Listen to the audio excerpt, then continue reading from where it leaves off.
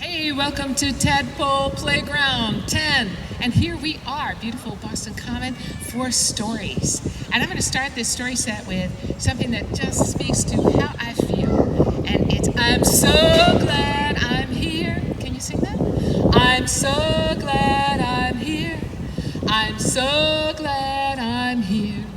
I'm so glad, I'm so glad, I'm so glad I'm here.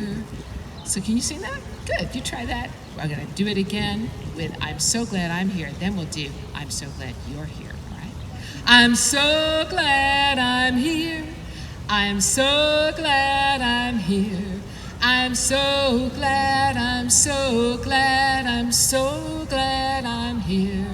I'm so glad you're here. I'm so glad you're here. I'm so glad, I'm so glad, I'm so glad you're... These are stories that come from Aesop's Fables, a very famous storyteller. You need to read about him if you don't know. But he told so many stories, and they've stayed alive and come down to us through the ages. So this story is about the sun and the wind. They're here today.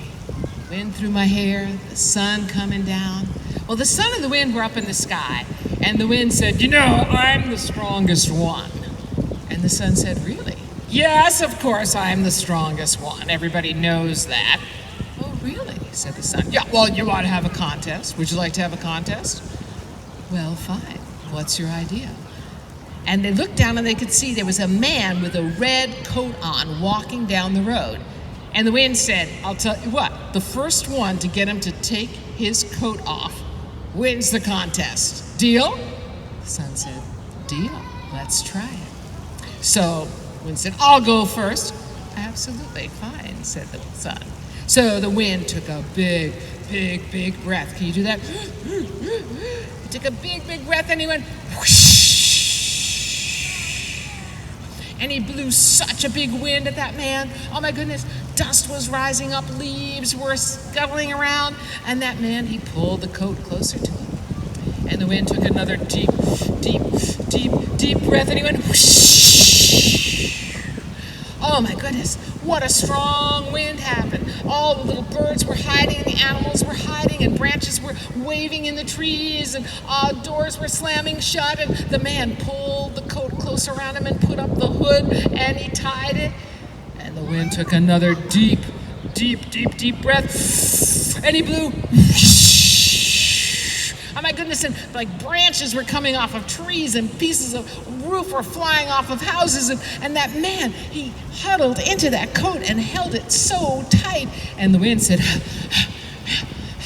okay, so I had one turn. Here, you take a turn. The sun said, all right, I'll take a turn. Now take your two hands together and put them like this. Don't touch them, but just put them like this until you can feel some heat. Can you feel the heat? So the sun took warm rays and sent them down. And all the little animals peeked up, and the man lifted his head up, and the sun sent down warm rays. And the flowers uncurled, and the leaves were flat, and the man unbuttoned his coat, and the sun sent down warm rays. And the man took his coat off and put it over his arm. And the wind said, all right, you won. Yes, said the sun, there's more than one way to be powerful. And that's the story of the wind and the sun, which is a very old story. And this is another really old story that you may have heard, also from Aesop. And it's a story about the tortoise and the hare. Now, a tortoise is like a turtle, only it lives on the land. And a hare is like a rabbit. So I like to call a hare a rabbit so people don't get confused. So there was once a rabbit who was so proud of himself. I'm so fast, I'm hopping fast. And he talked about it all the time. I can run fast, I eat fast, I do everything fast. I think fast, and you bet I am so hopping fast.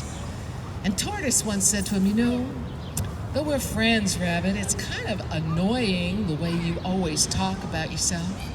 I think sometime we should have a race. A race, said Rabbit. Are you kidding? A race with you? Are you kidding? He said, listen here, Tortoise. You are so slow. Well, slow is what I know. So slow is how I go. Can you say that? Slow is what I know. So slow is how I go. So Rabbit said, well, what kind of race are you talking about? What do you mean? What do you mean? And Tortoise said, well, I mean, what if we went down the straightaway, up and over the hill, all the way down the other side to the watering hole, take a quick drink, and then come back all the way. Yeah, come on. Oh my God, this really, Tortoise, you take so long to explain this. We're going to go there to the watering hole and then back. Is that what you're talking about? That kind of race? Yes, that's what I'm saying. We can have a race and see what you can do. Well, I'm so fast, I'm so hopping fast. I just can't believe that you won't be anything but last. Well, let's have that race. So everybody heard about it, and all the animals came to the starting line, and they called everyone together. Now, there were the people who were cheering for Tortoise, right? And they were going, he's so fast, he's hopping fast. Can you say that? He's so fast, he's hopping fast. And then on the other side, well, there were the supporters of Tortoise, and they were saying, slow is how he goes, 'cause slow is what he knows. Can you say that? Slow is how he goes, 'cause slow is what he knows. But then Orangutan called them to order and said, on your mark, get set, and go! Well, Rabbit took off, shoo!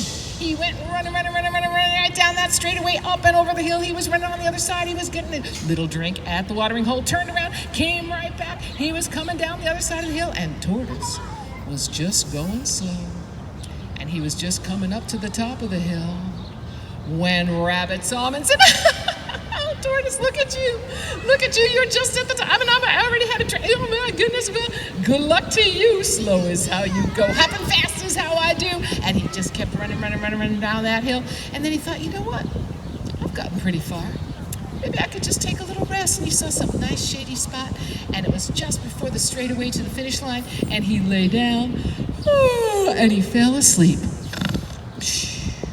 Well, Tortoise just kept on going. Slow is what I know, so slow is how I go. He got a drink at the watering hole, turned around, was coming up and over that hill and down the other side. He didn't see Hare sleeping there.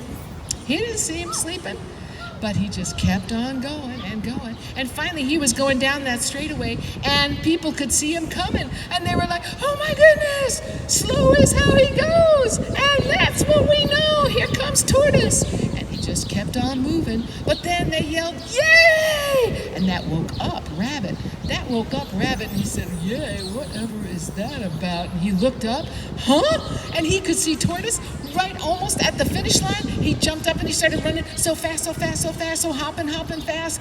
But slow and steady was his pace, and slow and steady won the race. Tortoise stepped over that finish line before Rabbit could get there, and everybody cheered, yay! Can you do that? Yay! Rabbit said, well, I guess you won this time, Tortoise. Well, slow is what I know, and slow is how I go, and slow and steady is a good pace. Sometimes it even wins the race. That's the story of the tortoise and the hare, or you might hear it as Rabbit and Turtle. This is a story that you can find in books, and it has many different titles, but it's about a tailor. Now, a tailor, way back in the day, was a man who made clothing.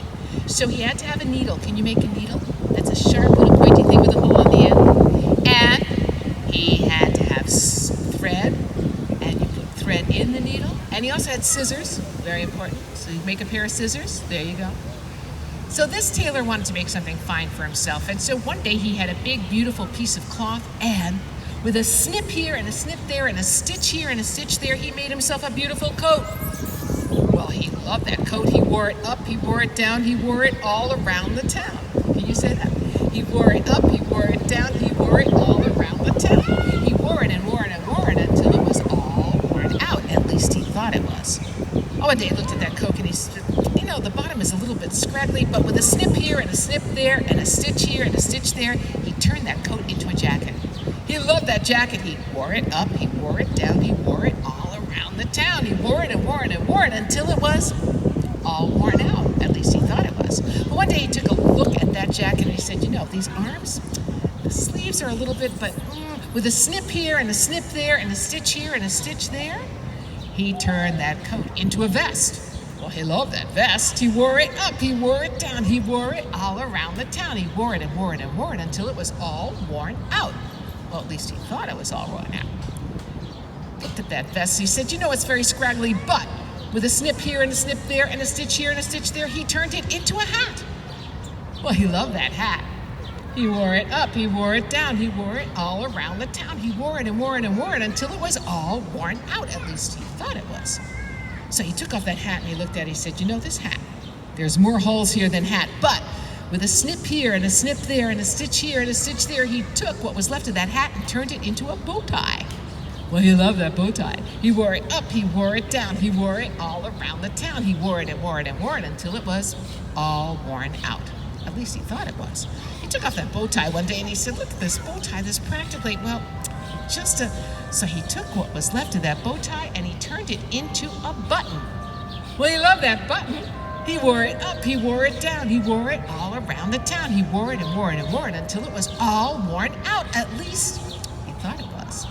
But one day he took off that button and he looked at it and he said, look at this button. There's really like almost nothing left, you see? But there's just enough.